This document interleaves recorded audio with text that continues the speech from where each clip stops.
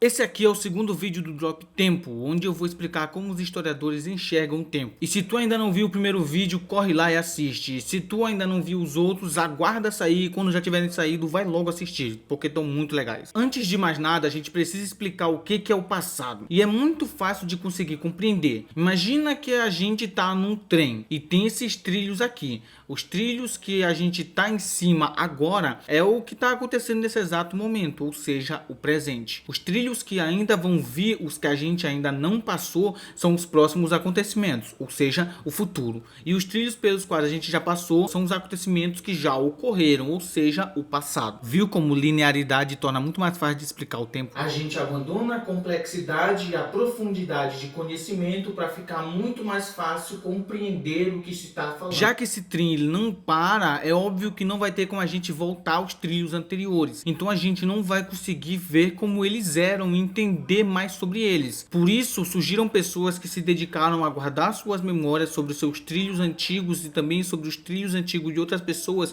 e também conversar com outras pessoas que fizeram a mesma coisa e começaram a guardar as histórias humanas. Dependendo da cultura, essas pessoas podiam ser os filósofos, os eremitas, os monges, os griots, mas não importa. O que importa é que todos eles eram sábios e que guardavam o tempo. E são eles os ancestrais do que hoje em dia se tornaram os historiadores. Mas é claro que chegou um momento que a gente começou a questionar as memórias dessas pessoas, porque elas eram mantidas apenas pela oralidade e não tinha base em dado nenhum. Foi aí que surgiu a necessidade de se ter fontes para falar de algum assunto. Ou seja, para falar sobre os trilhos antigos, a gente precisava que pessoas mostrassem pelo menos vestígios desses trilhos antigos. E a gente passou a ter a visão de que só dava para se estudar a história realmente com base usando os documentos escritos. E é por isso que a gente fala que o momento em que as pessoas começaram a escrever foi o momento em que começou a história humana. Por isso que a gente tem a divisão entre pré-história, que é tudo aquilo que veio antes da escrita, e história, que é tudo aquilo que veio depois da escrita. Se tu é um cara mais ligado, tu sabe que mesmo não escrevendo, não tem como uma sociedade, um grupo de pessoas sumir completamente. A gente tem a capacidade que nenhum outro animal tem, que é deixar nossa marca na natureza.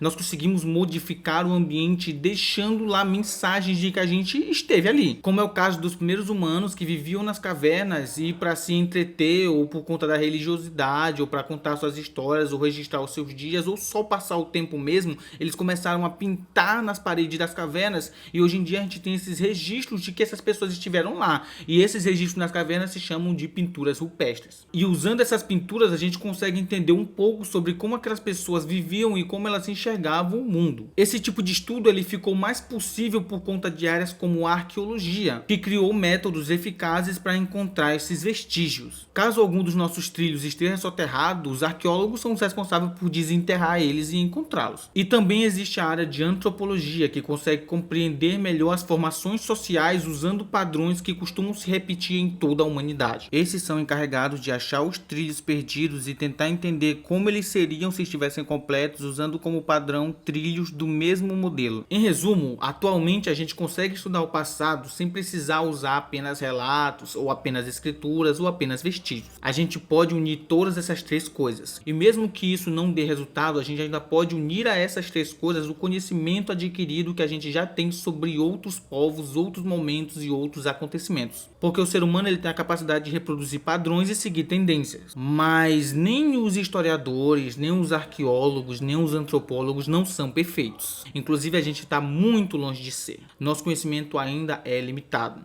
E tudo que a gente tem acesso na história são vestígios do que esse povo deixou. É como se fosse um quebra-cabeça que tá faltando uma... Não.